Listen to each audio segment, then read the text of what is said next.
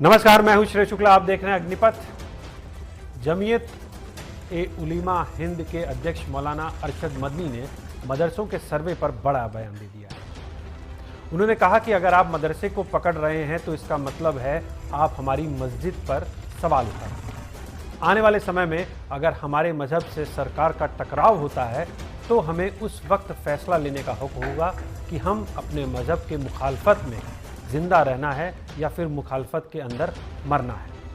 ये फैसला उसी समय होगा। आखिर मदनी को हुआ क्या है, क्यों ऐसे बयान दे रहे हैं? अगर मदरसों का सर्वे हो रहा है, सरकार कह रही है कि मदरसों की वास्तविक स्थिति जानने के लिए, उसमें सुधार करने के लिए ये सर्वे है, तो क्या परेशानी है? अगर मदरसों को सुविधाएं मिलें, सुधार हो, इसका असर तो बच्चों के भविष्य पर पड़ेगा, उनकी पढ़ाई पर पड़ेगा। फिर दिक्कत कहाँ पर है? लेकिन मौलाना अरशद मदनी का कहना है कि दारुल उलूम देवबंद देश भर में संबद्ध मदरसों की दीनी शिक्षा के कोर्स में फिलहाल कोई बदलाव नहीं करेगा। मदरसा संचालकों से ये साफ जरूर कहा गया है कि अरबी क्लास में प्रवेश लेने के लिए विद्यार्थियों को हाई स्कूल पास होना अनिवार्य किया जाएगा। यही नहीं, मदरसों में आधुनिक शिक्षा सिस्टम लागू करने पर भी गंभीरता दिखाई। उन्होंने बताया कि सम्मेलन में ये निर्णय किया गया है कि जो मदरसा हाई स्कूल और इंटरमीडिएट तक की स्कूली शिक्षा की व्यवस्था करना चाहते हैं, वो किसी भी राज्य या फिर केंद्रीय एजुकेशन बोर्ड से जुड़ने के बजाय अपने ओपन बोर्ड से संबद्धता करा सकते हैं।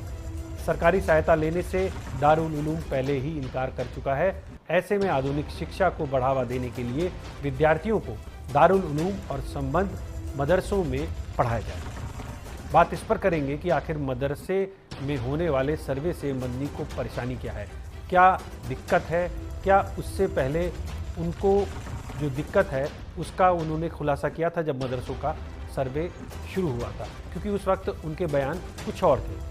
लेकिन हम इस चर्चा को और इस बहस को हम शुरू करेंगे, उससे पहले मैं आपको कुछ रिएक्शन सुनाता हूँ।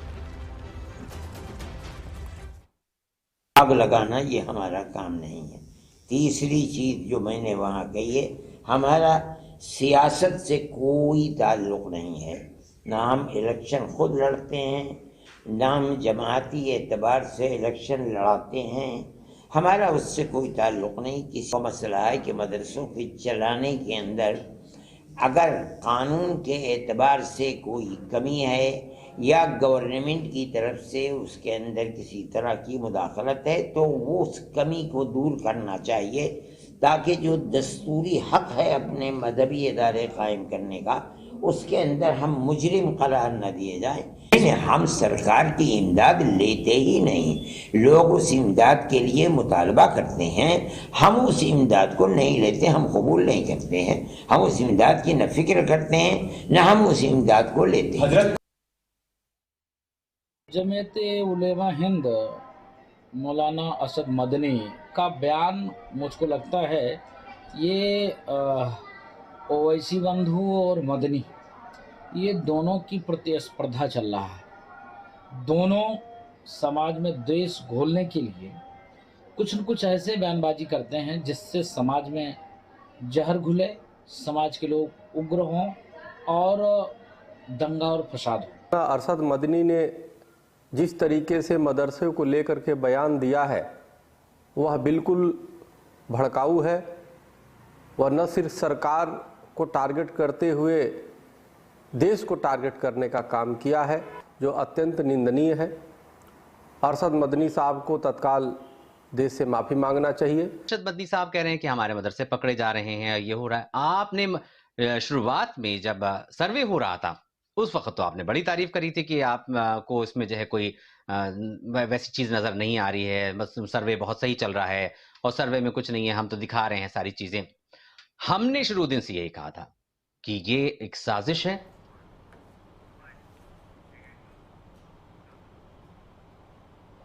तो आपने अलग अलग रिएक्शन सुने और मेरे साथ इस गंभीर चर्चा पर बहस करने के लिए तमाम गेस्ट हैं, जिनसे मैं आपका परिचय करा दूं।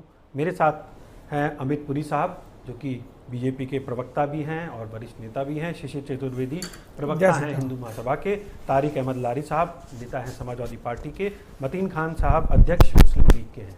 आप सभी का बहुत बहुत स्वागत है। सबसे पहले मैं रुक करूंगा लारी साहब का।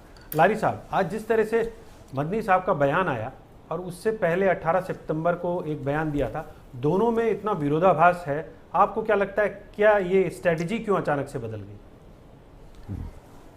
सरकार ने उनको कोई भाव नहीं दिया, इसलिए बेसिकली ये आदमी सरकार के करे, अगर ये वही आसाम वाले मदनी है तो मदनी जहाँ तक मुझे याद है वही आसाम वाले हैं, और इनके खानदान की एक खासियत है सरकार की चमचागिरी चाटुकारिता। इन्होंने पहले चमचागिरी चाटुकारिता की, वहाँ से कोई रिस्पॉन्स नहीं मिला तो अब ये बयान दे रहे हैं। हम तो पहले से कह रहे थे कि ये सब बेवकूफ़ी वाले काम हो रहे हैं। मैं अपने लड़के की बात करूँ तो मेरा लड़का यहाँ इंग्लिश मीडियम स्कूल में पढ़ रहा है, हाई स्कूल पास अभी किया है, 82% मार्क्स आए हैं, लेकिन मदरसे में जाके उसने दीनी तालीम भी हासिल की है।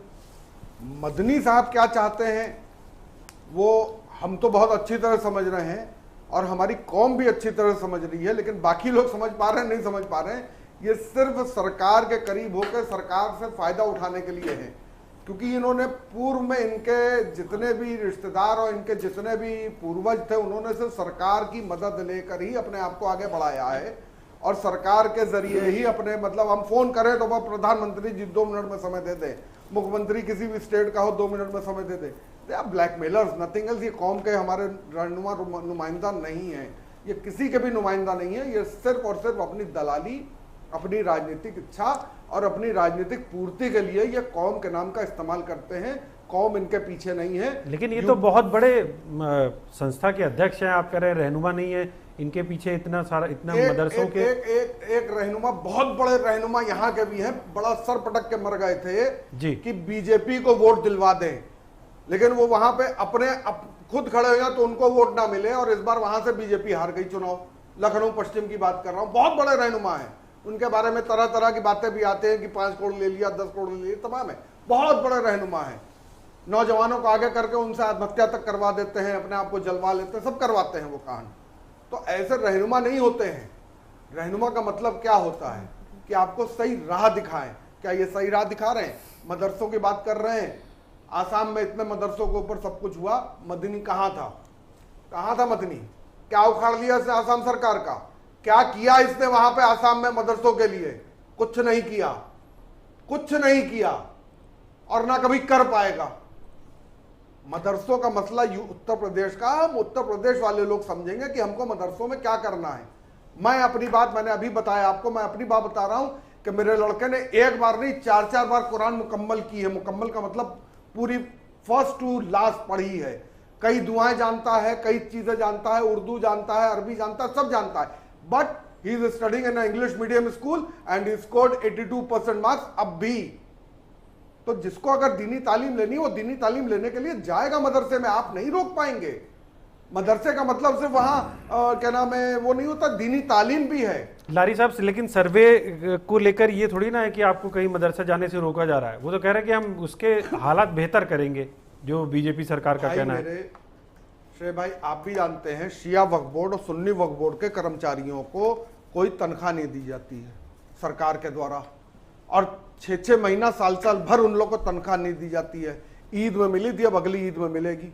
सरकार अगर इतनी बहुत फिक्रमंद है मुसलमान कौम के, तो मैं कहता हूँ ये 200 कर्मचारी हैं, इन 200 कर्मचारियों को तो पहले उद्धार कर दीजिए, उनको तो तनख्वाहें दे दीजिए महीने से महीने, ताकि वो अपने परिवार को पाल सकें। तब तो आप कह देते हैं कि साहब ये सरकारी संस्था नहीं है। What do you mean by सरकारी संस्था नहीं है? क्या कोई चेयरमैन सरकारी नहीं है तो सरकार का उसमें मदाखलत क्यों है?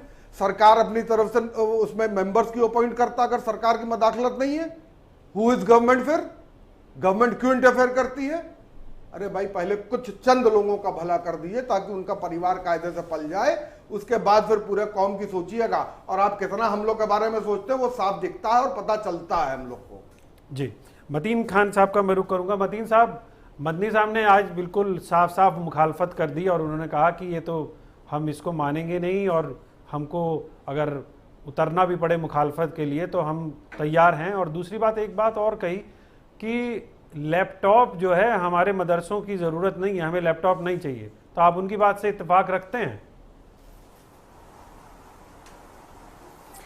देखिए, एक बात तो यह है कि भाई सारे तकलीफ़ों की सबसे बड़ी वजह जो है वो मुसलमानों का कम पढ़ा लिखा होना, ना पढ़ना। और उसके बाद आप देखें कि जो ड्रॉप आउट रेट है बीए, एमए, पीएचडी का, भारत में सबसे ज़्यादा अगर किसी का है तो मुसलमानों का है। ये हम उन लोगों की बात कर रहे हैं जो 96% हैं मुसलमानों में। 4% मदरसों में जाते हैं, 96% स्कूल, कॉलेज और हायर एजुकेशन में इंग्लिश में पढ़ते हैं। तो मेरे ये नहीं समझ में आता है कि सरकार क्या चीज़ चाहती है। क्या मुसलमानों का अपलिफ्टमेंट चाहते हैं? तो आप बताइए, मदरसा आधुनिकीकरण के टीचरों की तनख्वाहें आज तक के क्यों नहीं दी गई? आप 2015 से लेकर के आप किसी भी मदरसे में जाइए, जो साइंस टीचर मदरसे हैं, जहां साइंस टीचर हैं, जो केंद्रांश भारत सरकार दे रही थी, वो सरकार जब से बीजेपी की सरकार आई है 2015 के बाद से उन्होंने उनकी तनख्वाहें बंद कर दी। तो अपलिफ्टमेंट क्या करना चाहते हैं? ये डरा धमका करके मदरसों को बंद करने की एक साजिश है, एक षड्यंत्र है। मगर आप समझ लीजिए, जो मौलाना ने कहा है कि हमारे मदरसे चुटकी चंदे से चलते हैं, वो चुटकी चंदे से चलते रहेंगे। और 1, 2 लाख, 10 लाख मदरसे नहीं, करोड़ों मदरसे हैं, और हर मस्जिदों में मदरसे हैं, हर मोहल्ले में मदरसे हैं। कुरान पढ़ना, सीखना, समझना ये हमारा अव्वलीन फरीज़ा है हर मुसलमान को, क्योंकि नमाज अदा ही नहीं हो सकती जब तक कुरान की आयत नहीं याद होंगी। कुरान पढ़ेगा नहीं, नमाज में क्या होता है? कुरान पढ़ा जाता है। तो हर आदमी को पढ़ना ही पड़ेगा। और रही बात अपर एजुकेशन के लिए कि आलिम फाजिल कामिल बनते हैं जो, उनके लिए ये बड़े बड़े मदरसे होते हैं। वहाँ पर वो चंद मदरसे हैं जहाँ पर वो सरकारी, भाई दारुल देवबंद 1866 में इसकी संग बुनियाद पड़ी। उसका मकसद ही ये था कि हम चुटकी चंदे से मदरसे चलाएंगे, हम सरकार की कोई भी मदाखलत नहीं चाहते हैं, सरकार का हम कोई भी दान अनुदान नहीं चाहते हैं। क्योंकि जिन मदरसों में दान अनुदान होगा, सरकार उसमें इंटरप्शन करेगी, साहब कोर्स बदलिए, ये बदलिए। अब हमारे यहाँ जो मदरसे में तालीम दी जाती है, कुरान की तालीम दी जाएगी। कुरान में आप बताइए, वो सरकार आएगी, ये बैठे हैं अमितपुरी जी, ये कहेंगे साहब ये नहीं ये पढ़ाओ, ये नहीं ये पढ़ाओ, नया नया अपलिफ्टमेंट लाने की कोशिश करेंगे, मजहब में छेड़छाड़ करने की कोशिश करेंगे। इसीलिए हमारे उलमा अकाबरीन ने इस बात को पहले रोज़े अव्वल से ही अरशद मदनी ने नहीं कहा। ये दारुल देवबंद के जो संग बुनियाद डाली गई, उस वक्त उसका मंशूर रखा गया कि हम किसी भी मदरसे को सरकार की इमदाद पर नहीं चलाएंगे, हम अपने कौम के लोगों से भीख मांग के चुटकी चंदे से मदरसे चलाएंगे और चलाते रहेंगे इंशाअल्लाह। जी, मेरे साथ खुर्शीद अनवर कासमी साहब जुड़े हैं। खुर्शीद जी, आपका बहुत बहुत स्वागत है। मेरा सवाल यही है कि 18 सितंबर से और आज 31 अक्टूबर मदनी साहब का ये टर्न कैसे आ गया? पहले तो वो सर्वे को सही ठहरा रहे थे, लेकिन अब कह रहे हैं कि हमें तो ना सरकारी मदद चाहिए, ना लैपटॉप चाहिए, और मंदिर, क्षमा कीजिएगा, मस्जिद और मदरसा ये दोनों एक ही है। ये थोड़ा सा जरा समझाएंगे दर्शकों को।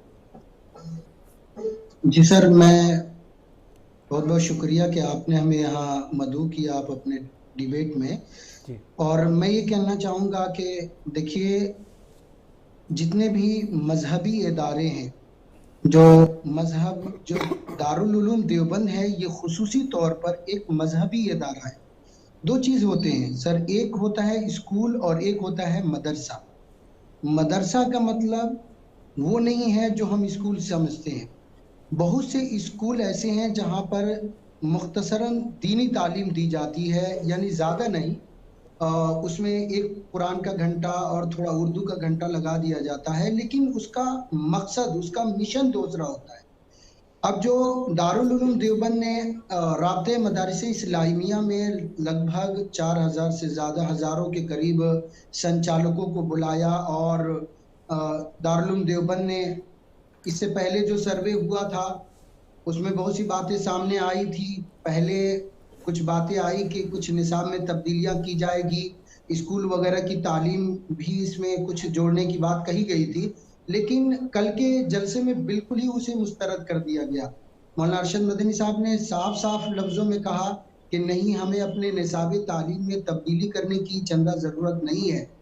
अलबत्ता इतना उन्होंने कहा कि जो प्राइमरी है, जैसे 5वीं क्लास तक जितने भी मदरसे आए थे, सभी मदरसे के संचालकों से कहा गया है कि कम से कम 5वीं दर्जे तक आप लोग अपने मदरसे में इसका निज़ाम बनाएं और मदरसे की तालीम जो है वो जूं का त्यों रहेगी, जैसे पहले थी ठीक उसी तरीके से आज भी मदरसे की तालीम चलेगी और वही निसाब वही सिलेबस रहेगा।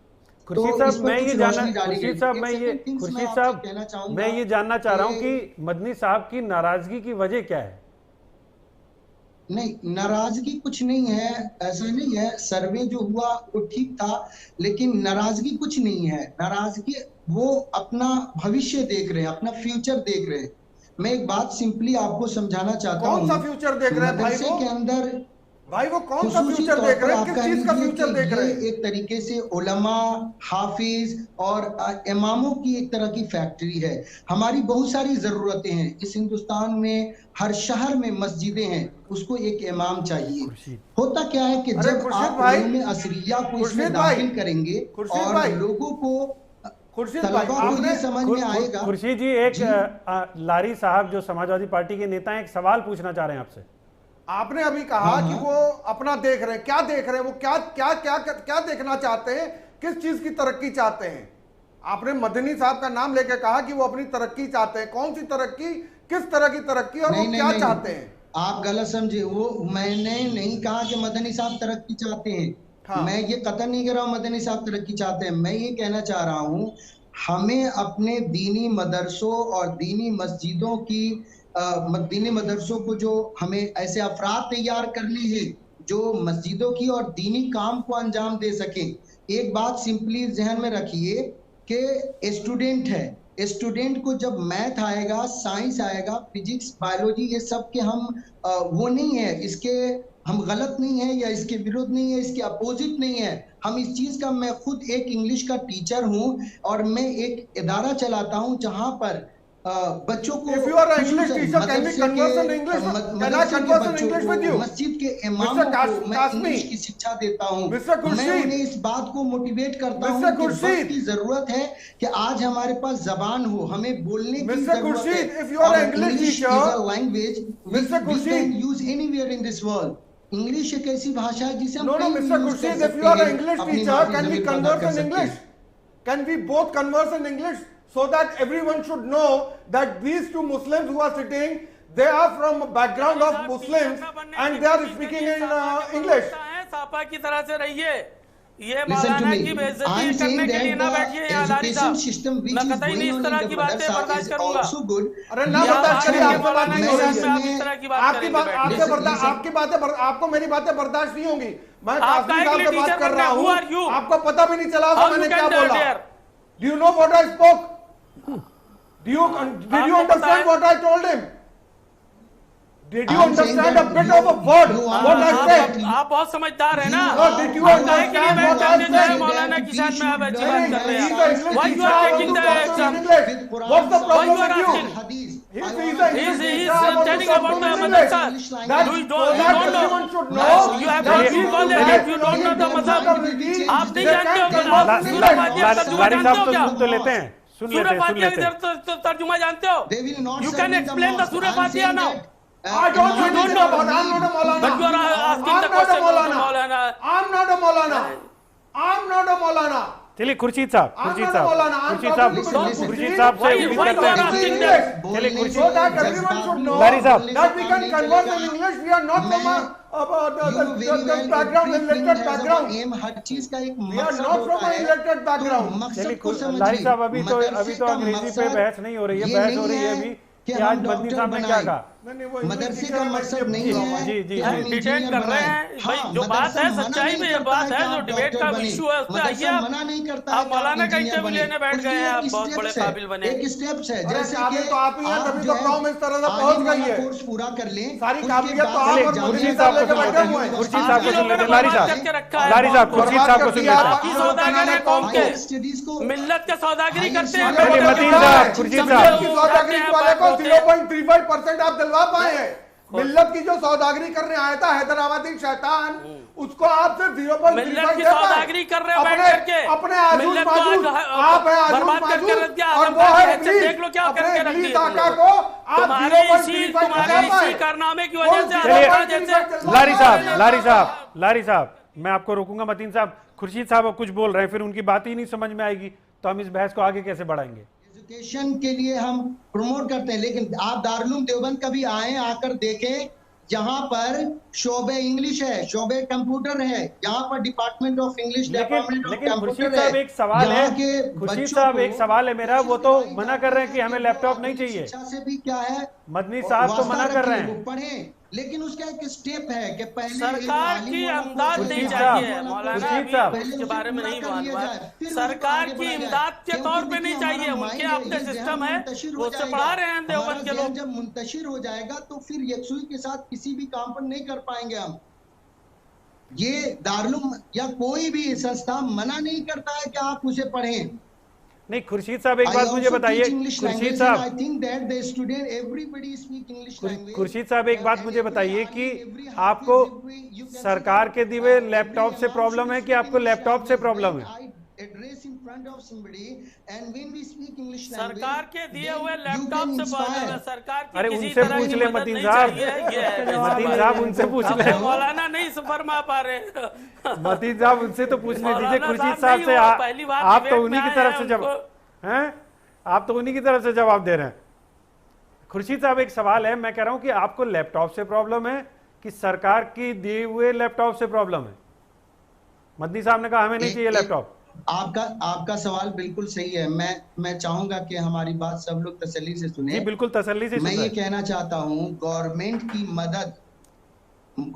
की मदद जब किसी मदरसे में हमने देखा है, पूरी हिस्ट्री, आप बिहार बोर्ड है, यूपी बोर्ड है, उनके मदरसों के जाकर जायजा लीजिए, उन मदरसों में जाएं, वहां का जायजा लें, और जो प्राइवेट मदरसे हैं जहां पर गवर्नमेंट का कोई हेल्प नहीं होता है, उन मदरसों के जायजा लें और दोनों के तालीम में कितना आप फर्क पाए, इस पर भी कभी आप तज्जिया करें, तब पता चलेगा क्या मसला होता है। देखिए, अगर गवर्नमेंट से किसी भी तरह की कोई मदद जब किसी मदरसे में पहुंचती है तो गवर्नमेंट उसे अपने हिसाब से हैंडल करता है। जैसे गवर्नमेंट कहेगी उसी के मुताबिक उसको उस मदरसे को चलना होगा।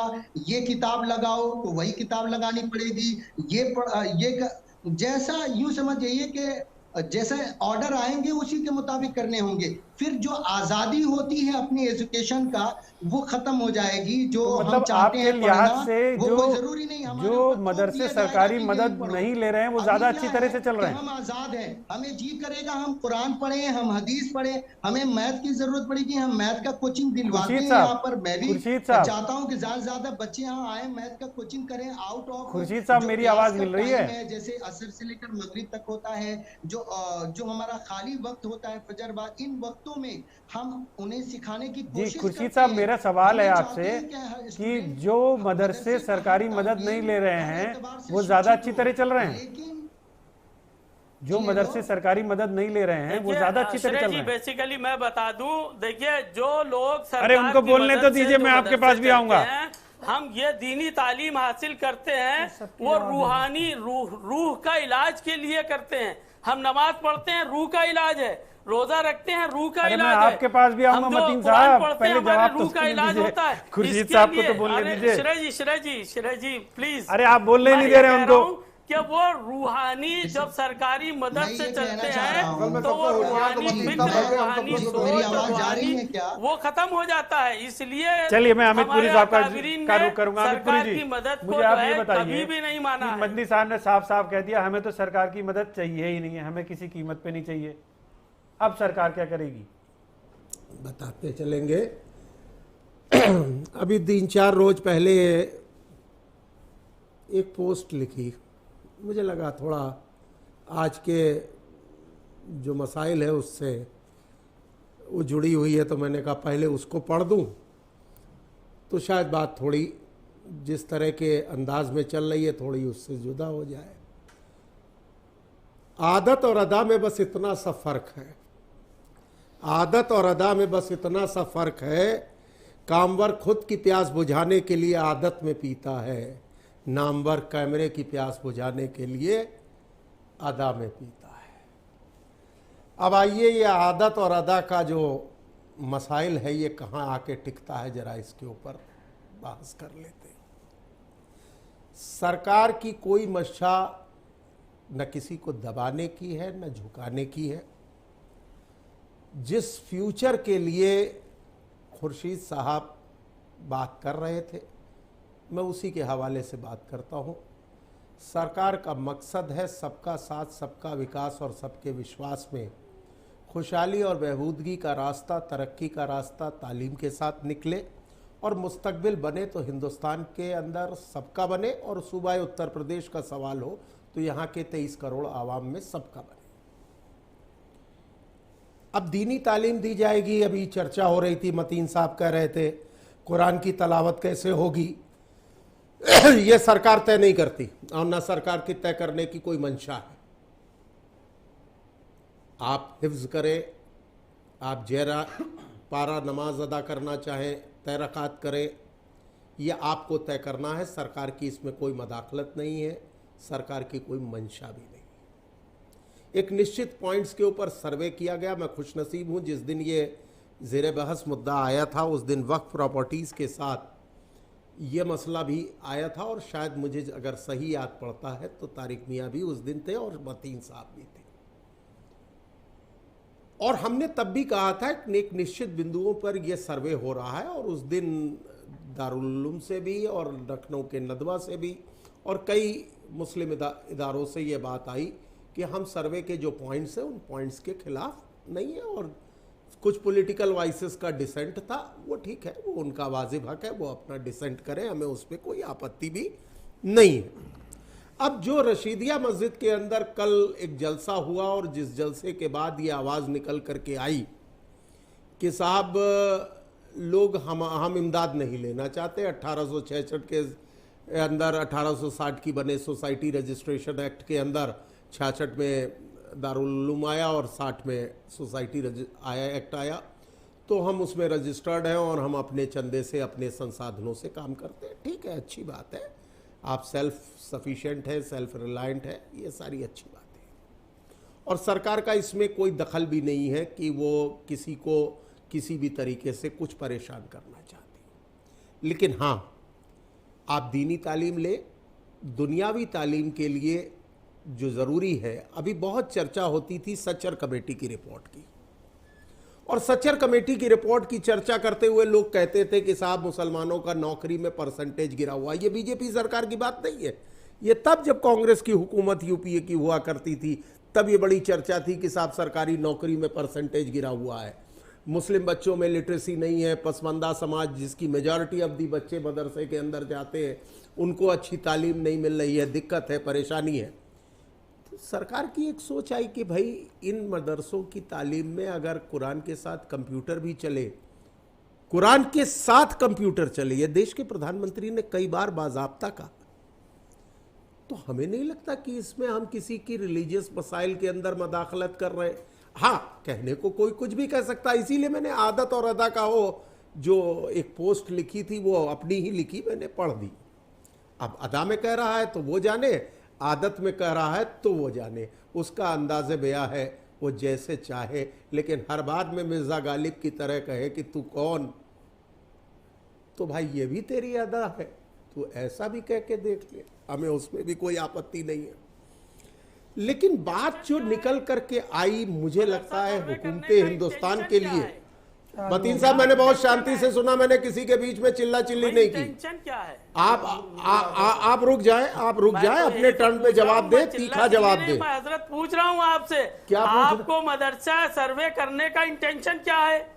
अच्छी एजुकेशन देना, और सुन लीजिए उत्तर प्रदेश के अंदर 3 जनपद ऐसे थे मुरादाबाद के आसपास के जिनके अंदर ठाकुरदारा में तो 1,90,00,000 रुपए की ग्रांट सरकारी मदरसा मॉडर्नाइजेशन की जो भारत सरकार की योजना है, जो केंद्रांश है, आप कह लीजिए, मैं कहूँगा, आप कह लीजिए, फिर मैं कहूँगा। यूपीए सरकार रही जब तक तो आता रहा, आप खुर्शीद साहब के समय भी बोले, अपने समय भी बोले, और मेरा नाम जब अमितपुरी बुलाया जाए तब भी बोले, 15,000 पर मदरसे जो रिकॉग्नाइज मदरसे हैं उनका अपलिफ्टमेंट क्या किया है?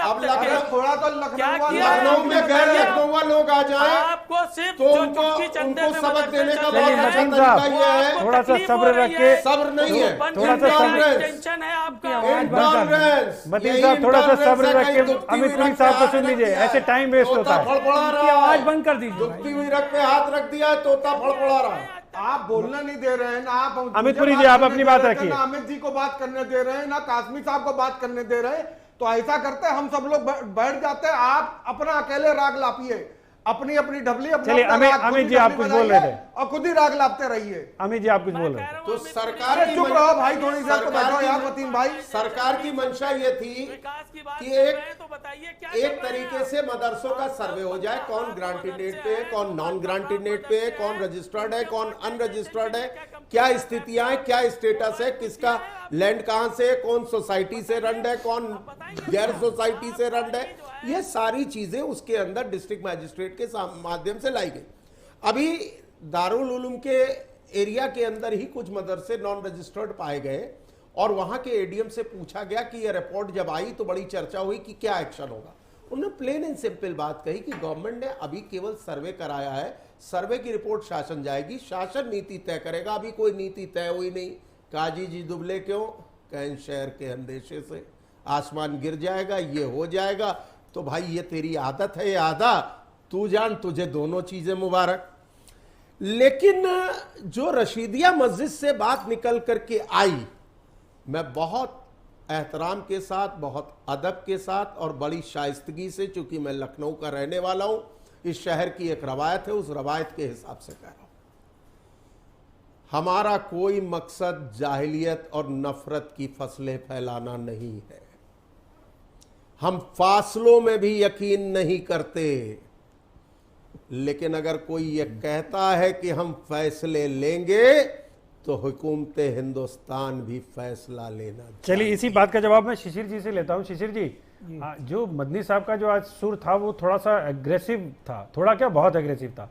उन्होंने कहा हमें फैसले लेने पड़ेंगे, तो इस फैसले को आप किस तरह से ले रहे हैं, किस तरह के फैसले ले सकते हैं? देखिए, पहले मौलाना अरशद मदनी जी ने पहले स्वागत किया और उसके बाद बदलाव किया। इसका जवाब हमारे समाजवादी पार्टी के मित्र उन्होंने जवाब दे दिया कि इनको सत्ता के नज़दीक रहने की आदत है। वो पहले इन्होंने तारीफ करके सोचा कि हम नज़दीक पहुंचेंगे, और जब नज़दीकी नहीं मिली तो विरोध किया कि विरोध के थ्रू नज़दीक पहुंचेंगे।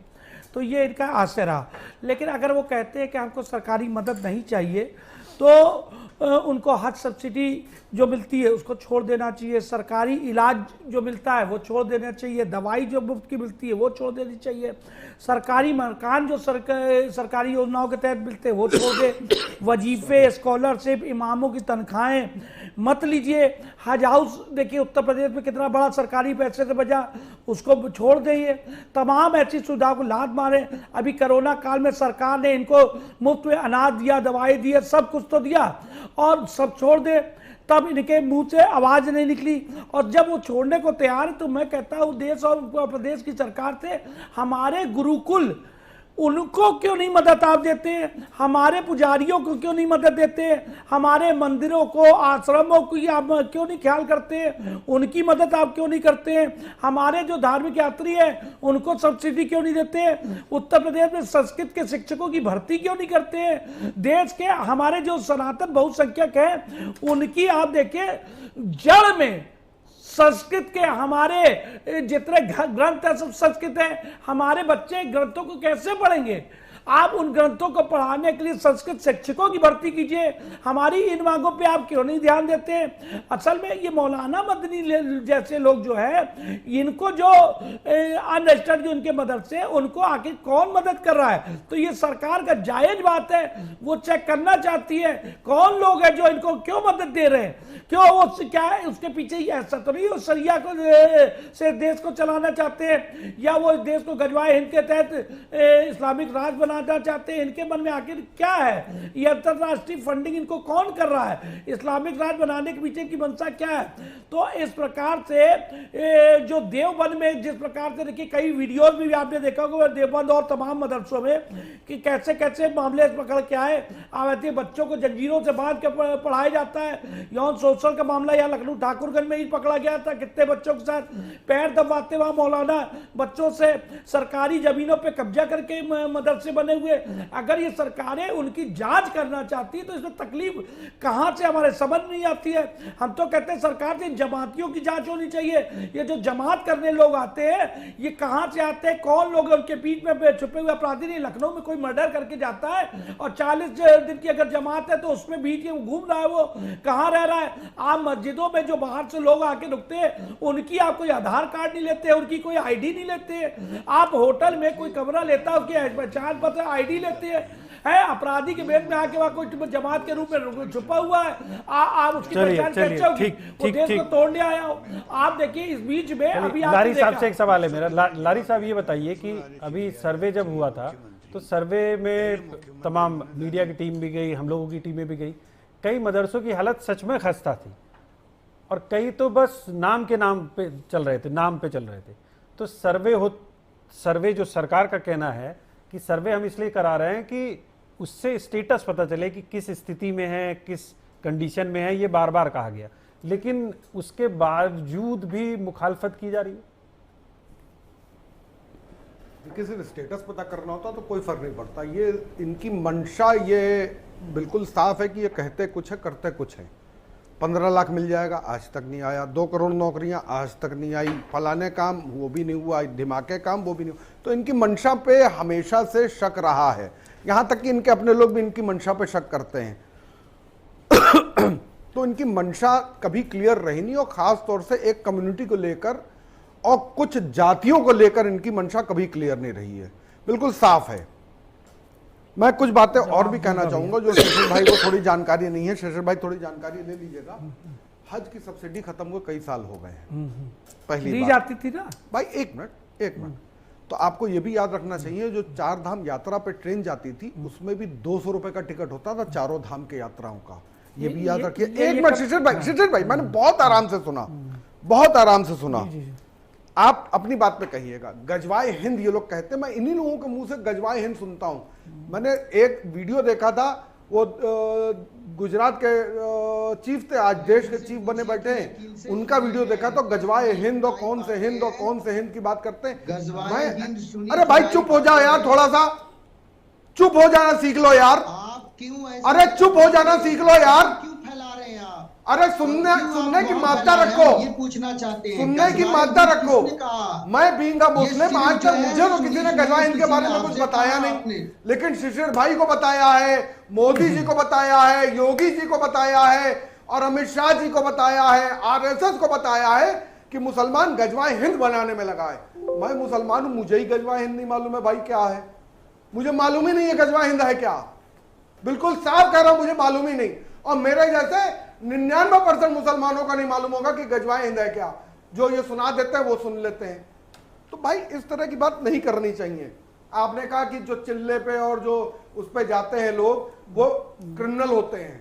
भाई होते नहीं हो, जांच होनी चाहिए, ठीक है, लेकिन मैं गारंटी के साथ कहता हूं आप सन्यासियों के बारे में सबसे पहले जानकारी कर लीजिएगा शेषर भाई, उसके बाद बोलिएगा, क्योंकि ये मैं नहीं कह रहा हूं, ये आप ही के धार्मिक लोगों ने बाकायदा कितने क्रिमिनल पकड़े गए हैं, बाकायदा पुलिस ने पकड़ा है, कभी कोई सन्यासी के बेस में, कभी कोई सन्यासी के बेस में। और अगर आप ऐसे 200 बच्चों से मौलाना अभी लखनऊ में ही यौन शोषण कर रहे थे। वो मुस्लिमी बच्चे थे महाराज, वो मुस्लिमी बच्चे थे इसी लखनऊ के अंदर। अरे महाराज वो गुजरात वाला क्या कर रहा था छोटे बच्चों के साथ जो जेल में है, आपका साथी राम रहीम क्या कर रहा था? राम रहीम क्या कर रहा था? आपका साथी, आपका साथी क्या कर रहा था? बाकायदा वो तो डांस कर करके वो अपने ही आप को भगवान कर लिए थे। तो ऐसी बातें ना करिए। हर कौम में गंदे लोग होते हैं, ये ध्यान रखिएगा। क्या ईसाइयों में नहीं है? बिल्कुल है। क्या सिखों में नहीं है? बिल्कुल है। क्या मुसलमानों में नहीं है? बिल्कुल है। आपके में नहीं है? बिल्कुल है। राम रहीम और मैं आऊंगा आपके पास। है ना, मौका नहीं दिया। बाकायदा कितने बलात्कारी आप लोग के जेल में बंद है। आप लोग तो बलात्कारी जो बहन माँ बेटी का बलात्कार करके आते हैं उनका तो आप फूल मालाओं से स्वागत भी कर देते हो शिशिर भाई। तो ये भी आप लोग के अंदर एक क्वालिटी है कि आप बलात्कारियों के लिए तिरंगा तो उठा लेते हो। आसिफा का जब रेप होता है मंदिर के अंदर तो आप उसमें भी तिरंगा यात्रा निकालते हो कि रेपिस्टों का वो ना हो। तो इस तरह की बात ना कहिए, जो मुद्दा है उस पर बात करें।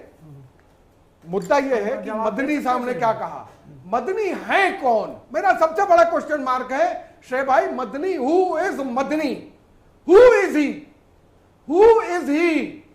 चंद मुट्ठी भर लोगों का एक जो फर्जी रहनुमा बना हुआ है वो है मदनी, जो सत्ता के पीछे पीछे घूमता है, सत्ता के पीछे पीछे घूमता है। मैं आऊंगा आपके पास। सत्ता के पीछे पीछे मदनी घूमता है, पिछले 8 साल से सत्ता का सुख भोग नहीं पा रहा है, इसलिए परेशान है मदनी।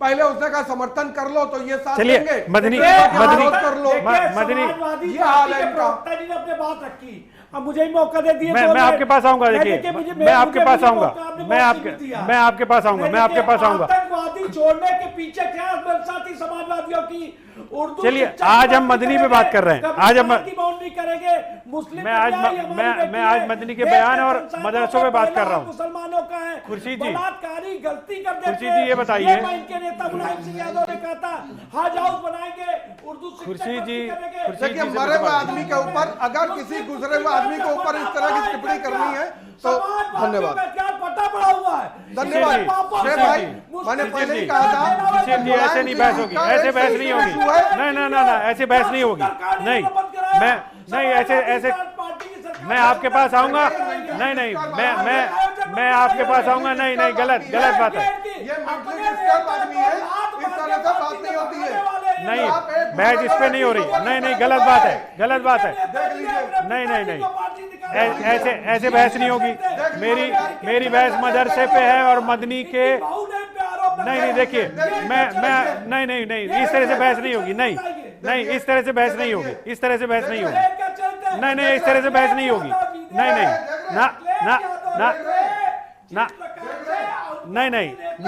ऐसे बहस नहीं होगी। मैं खुर्शीद जी आप ये बताइए कि अभी लारी साहब ने बोला कि मदनी कौन है, मदनी कौन होते हैं, तो क्या कहना है आपका? मैं कहता हूँ ये कोई आपकी आवाज नहीं जा रही है, मदनी आपकी आवाज नहीं जा रही है शिशिर जी। हेलो जी, आवाज आ रही है जी। मैं इस तरह से आप देखिए, इस तरह से चिल्ला की कोई फायदा नहीं है, आपकी आवाज नहीं जा रही। इन्होंने सवाल किया कि हु इज मदनी, मदनी कौन है। मैं ये नहीं कहना चाहता हूँ आप मदनी पर डिबेट कर रहे हैं या आप एजुकेशन सिस्टम पर डिबेट कर रहे हैं। मदनी साहब के स्टेटमेंट देखिए, मदनी साहब ने जो स्टेटमेंट दिया है तो उस पर डिबेट कर रहे हैं, और मदनी साहब एक संस्था के प्रमुख हैं तो उनका रोल जो है वो इम्पोर्टेंट हो जाता है, उनकी हर कई बात इम्पोर्टेंट हो जाती है। मदनी मैं आपको बताता जाऊं, ये जो राब्ता मदारिस इस्लामिया है इसमें लगभग 4000 से ज्यादा मदरसे जुड़े हुए हैं, और दारुल उलूम देवबंद को उम्मुल मदारिस कहा जाता है, मदर ऑफ मदरसा। दारुल जितने भी मदरसे दारुल से जुड़े हुए हैं सारे एक कागजात के थ्रू जुड़े हुए हैं, जिसका एक पूरा जवाबित है, जो शराइत है, टर्म कंडीशन है, उसके थ्रू जुड़े हुए हैं। दारुल हर 3 साल बाद अपने तमाम मरबूत मदरसों को अब बुलाता है, उनके नुज़मा को, उनके चांसलरों को और उनके ये कहते प्रिंसिपल्स को बुलाता है, और उनके सामने मदरसे की रणनीति कैसे आगे चलाई जाए उस पर बात की जाती है। दारुल का शुरू से ही अपना एक नजरिया, मैं नहीं कह रहा हूं कि मदनी का क्या नजरिया है। दारुल मौलाना अरशद मदनी ने जो कोई बात कही है वो अपने मन से नहीं कही है, उन्होंने शोहरत पाने के लिए नहीं कहा। जैसे ये लोग न जाने कितने बुरे बुरे और भद्दे इल्जाम लगा रहे हैं कि वो गवर्नमेंट के नाते। भाई आपने मौलाना अरशद मदनी को जाना नहीं है, करीब से नहीं जाना है, वो शख्सियत नहीं है जो गवर्नमेंट के लालच में। दारुल उलूम एक ऐसा संस्था है जिसका सियासत से कोई लेना देना नहीं। मैं कहूंगा कि इनकी जरा हमारी बातें गौर से समझें। कांग्रेस का पिट्ठू है, पूरा खानदान कांग्रेस का पिट्ठू है। याद रखिएगा। आप जानते जानते नहीं ना हैं। हो, मैं बहुत अच्छी तरह से मदनी को जानता हूँ। चलिए मैं याद मतीन रखिएगा। मैं 1 मिनट और टाइम लूंगा। जी, मैं बिल्कुल। मौकफ है उसको वाजे करना चाहता हूँ। दारुल उलूम देवबंद का जो नजरिया, ये कहिए दारुल उलूम देवबंद का नजरिया, ये ना कहिए कि मौलाना अरशद मदनी। मौलाना अरशद मदनी साहब तो दारुल उलूम की तर्जमानी कर रहे हैं। जो अंदर के मीटिंग हुई, जो जितने भी बड़े लेकिन बड़े खुर्शीद साहब एक बात बताइए कि नजरिए इतनी जल्दी कैसे बदल जाते हैं? 18 सितंबर को दूसरा नजरिया था, आज दूसरा नजरिया हो गया। नजरिया बदला नहीं है। नजरिए पर जो पहले तो वो स्वागत कर रहे थे, सर्वे के ऊपर गौर किया गया। कोई भी इंसिडेंट सर्वे का रिजल्ट तो नहीं आया ना अभी तक। गौर किया जाता है। सर्वे का रिजल्ट तो आया नहीं। चलिए मैं मतीन खान के पास चलता हूँ। मतीन साहब, आपको नहीं लगता कि मदनी साहब को 15 नवंबर तक का इंतजार करना चाहिए था? उसके बाद सर्वे से जो चीजें निकल कर सामने आती, उसके बाद अपना स्वर रखते, विरोध का स्वर रखते, या उससे इत्तेफाकी रखते? देखिए, मौलाना अरशद मदनी साहब ने इससे पहले जो फैसले लिए हैं वो सरकार के दबाव में, सरकार से खुश होकर के, सरकार को खुश करने के लिए इस तरह के फैसले लिए स्वागत कर रहे थे। यही तो मैं कह रहा हूँ, प्रॉपर्टीज का भी स्वागत कर रहे हैं। मतीन साहब, उसमें आप चिल्ला रहे थे मेरे ऊपर। यही तो मैं पहले से कह रहा हूँ। आखिर वही बात आपके मुंह से निकली। अरे भाई हजरत, अरे हजरत, आप बारी साहब कोई बात तो आने दीजिए। यही बात मैं कह रहा हूँ। बात बात कीजिए, आप अपनी बात रखिए। मौलाना याले जो मौलाना, ये बेचारे सीधे साधे आदमी, तो आप भी तो सीधे साधे ही हैं। वो पहले जो था वो सरकार के दबाव में था। इस वक्त मौजूदा जो कल उनका बयान आया है, वो जो मदारिस अरबिया के तमाम लोग सब तो उसमें माल है, ऐसा है नहीं सब बीजेपी के दबाव में है। उन सब के सुन लीजिए, उन सब के दबाव में। अरे यार चुप पे रहो, अब उनके दबाव में हमको लग रहा है। चुप पे रहोगे नहीं, बात सुनो। अब ये जो है, अब ये मेजॉरिटी ऑफ द मदरसा जो है, उसकी जब मीटिंग हुई, अरे भाई बोलने दोगे नहीं बोलने दोगे, या तुम ही बोल दो, मैं हट जाऊं भाई? नहीं, आज तो आप बात सुनो, तुम्हारे मतलब की बात कहने जा रहा हूं। अब ये तमाम मदारिस अरबिया के जो जिम्मेदार हैं, उन्होंने उस मौलाना अरशद मदनी के उस पैगाम को रिजेक्ट किया। और आज जो कल जो मौलाना बोले हैं, वो बात तो होने दीजिए। अशरफ जी, मेरी बात ही नहीं हो रही। मैं कह रहा हूं कि अब वो अगर वो ये फैसला नहीं करते, कल प्रेस में न कहते, तो मौलाना अरशद मदनी को बात नहीं पूरी हो पाएगी। फिर आप कहेंगे हमें समय नहीं मिला। सकता हूँ कि मौलाना अरशद मदनी को, चलिए मेरे पास समय बहुत कम है। इस दबाव में आकर के इन्होंने, चलिए दबाव में आकर का अमितपुरी जी, आपको लगता है कि अमितपुरी जी, आपको लगता है कि क्या ये जो स्टेटमेंट बदले हैं, ये सरकार के दबाव में आके बदल गए? नहीं, मैं इसको 3-4 बातें जो इस दौर में आई हैं वो 4 लाइन में ही समारोपित कर देता हूं। कुछ लोगों ने मंशा पे शक जाहिर किया, फिर कहीं पर यह बात आई कि साहब नजरिया बदला है। अब नजरिया बदला है तो नजारा तो कुछ बदला नहीं। नजरिया क्यों बदला ये वो जाने, ये उनकी आदत में शुमार है कि अदा में शुमार है। इसीलिए मैंने बहुत सोच समझ करके वो पढ़ा था। मैं कोई बिना वाजे कोई बात करता नहीं। अब जिन्हें मंशा पे शक लगता है, मैं उनसे एक ही बात कहता हूं कि शक का इलाज तो हकीम लुकमान के पास भी नहीं था।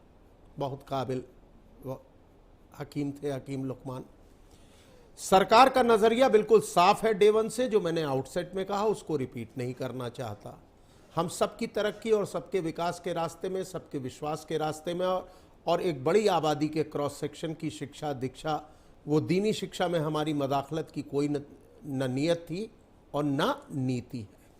लेकिन हाँ, 2 सवाल आउट ऑफ द कंटेस्ट इस डिबेट के अंदर आए, मैं उन्हें एक एक लाइन में आंसर कर देता हूं। समय कम है। मुझे नहीं मालूम कि गजवाए हिंद कहां से आया, नहीं, वो पीएफआई के पैम्फलेट में था। लेकिन जो पीएफआई के डॉक्यूमेंट, इंक्रिमिनेटिंग डॉक्यूमेंट पीएफआई के वीडियो से निकले, उसमें गजवाए हिंद की किताब भी आई और वीडियो भी आया। एक मिनट।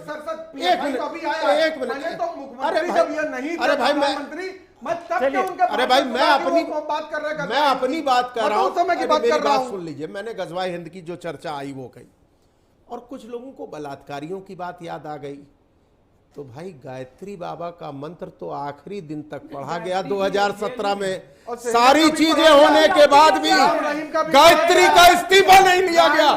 गायत्री उस दिन गिरफ्तार हुआ जिस दिन योगी आदित्यनाथ की सरकार शपथ लेने के लिए बहुमत के साथ आ गई थी, तब गायत्री की गिरफ्तारी हो पाई। आखिर क्या कर रहा है? चलिए शिशिर जी, पूरी समय सरकार कम है, गायत्री का मंत्र समय कम है और गायत्री कैबिनेट में आपको। बैठता था। शिशिर जी क्यों समय कम है, बैठता था समय कम गायत्री? है, समय अमित किस पुरी जी, हैसियत से गायत्री बैठता था? संत क्या कर रहा है? शिशिर जी ये बताइए, आपको मदनी के बयान में सियासत लगती है? सुडोमी का कैसे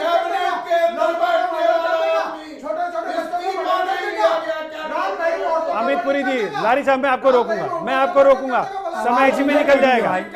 मैं नहीं रुक जाइए, मैं आपको रोकूंगा। अमित पुरी जी, लारी साहब, इसी सरकार में अरेस्ट हुई, लारी साहब पहले गायत्री का केस पता करिए, क्या किस स्टेज पे है। सुन लीजिए शिशिर जी ये बताइए, आपको मदनी साहब के बयान में कहीं सियासत नजर आती है? नहीं, मदनी जी से पहले मैं भाजपा नहीं, मैं जो सवाल पूछ रहा हूँ समय निकल जाएगा। जी। मैंने जो सवाल पूछा उसका जवाब। जी क्या कहा? मदनी साहब का जो बयान पहले कुछ आ रहा है, आज कुछ आ रहा है, कहीं लगता है कि कोई कुछ सियासत है? भाई मतीन खान जी ने बताया ही अभी आपको कि पहले वो सरकार के दबाव में थे, अब जो विदेशी फंडिंग थे उनके दानदाता है उनके दबाव में बोल रहे हैं, तो ये दबाव के चक्कर में फंसे हुए। लेकिन भाजपा के प्रवक्ता जी से मैं एक सवाल कहना चाहता हूं, जो वो सबका साथ सबका विकास बार बार कहते हैं, क्यों नहीं हमारे गुरुकुलों की मदद करते, हमारे पुजारियों की क्यों नहीं मदद करते? आज ही का अखबार उठा के देख लीजिए, जी। उत्तर प्रदेश के मुख्यमंत्री ने संस्कृत गुरुकुल और इनके विकास के ऊपर तमाम सारी चीजों चलिए की और बताइए, आज आप बहुत ये बताइए हमारे उत्तर प्रदेश की मुझे सरकार अभिषेक के का पास भी जाना है। बहुत आभार है। पढ़ लीजिए। बहुत बहुत धन्यवाद है सरकार का। ऐसे अगर उन्होंने सराहनीय निर्णय लिए, एक बार कह रहा हमको आपका दान नहीं चाहिए, हमको चाहिए, हमारे हिंदू समाज को चाहिए, बहुसंख्यक को चलिए सम्मान चाहिए, मैं हमको अभिषेक का चाहिए। रुख करूंगा। अभिषेक ये बताइए कि सर्वे पर इतना बवाल मचा हुआ है, सर्वे पर कभी कोई कुछ बयान देता है मदनी साहब, कभी राइट चलते हैं, कभी लेफ्ट चलते हैं। आज की तारीख में अभी सर्वे की क्या स्थिति है? पता चला कि कितने मदरसे सही हैं, कितने मदरसे सही तरह से चल रहे हैं, या कितनों को फंडिंग हुई है, कितनों को फंडिंग नहीं हुई है? अभी जो स्टेटस है वो क्या है?